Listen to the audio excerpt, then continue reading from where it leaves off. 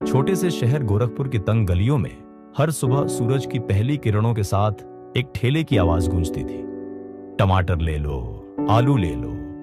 ये ठेला चलाते थे रामलाल और उनके साथ होता था उनका 16 साल का बेटा आरव। आरव का जीवन साधारण था। सुबह पापा के साथ सब्जियां बेचना, दिन में सरकारी स्कूल जाना और रात को छत पर बैठकर सपने देखना। उसका सबसे बड़ा सपना था आईआईटी में जाना।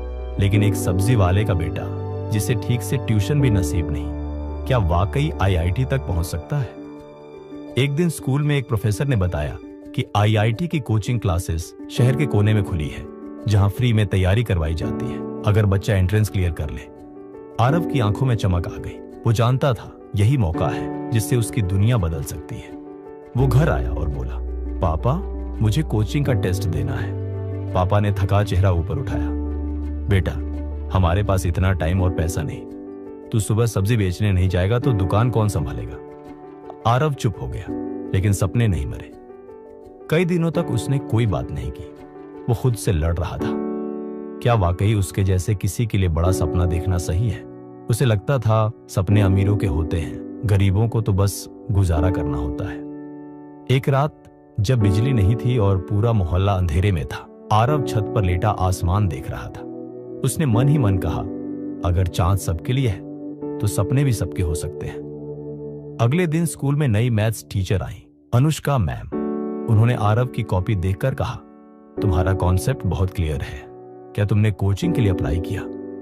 आरव ने सिर झुका लिया।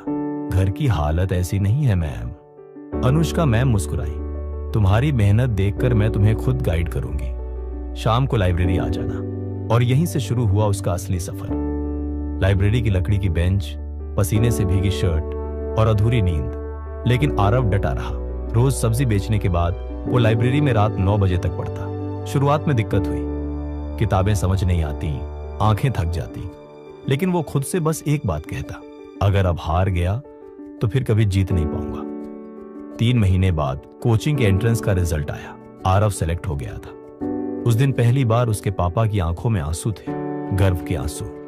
लेकिन चुनौतियां अभी खत्म नहीं हुई थी। कोचिंग में सब अमीर बच्चों के ब्रांडेड बैग थे और आरव के पास था सिर्फ एक पुराना झोला। जब मोबाइल में लेक्चर डाउनलोड करने की बात होती तो वो पापा का बटन वाला फोन दिखा देता और सब उस पे हंसते। कई बार खुद को दूसरों से छोटा समझने लगा। लेकिन अनुष्का मैम हमेशा कहती, तुम्हारी कहानी बाकी सबसे अलग है, इसलिए तुम जीतोगे। रात को नींद में भी सवाल हल करता था और सुबह फिर सब्जी की दुकान पर लग जाता। कुछ दिनों बाद आईआईटी जेईई का दिन आया। आरव ने कांपते हाथों से पेन उठाया। उसने खुद से कहा, मैं किसी से कम नहीं। हर सवाल को पूरी एकाग्रता से पढ़ा। जहां फंसता वहां अनुष्का मैम की आवाज गूंजती, डर से नहीं, दिमाग से लड़ो। यही सोचकर वो आगे बढ़ता गया। परीक्षा देकर बाहर आया तो चेहरे पर संतोष था। रिजल्ट वाले दिन पूरे मोहल्ले की सांसें थमी थी।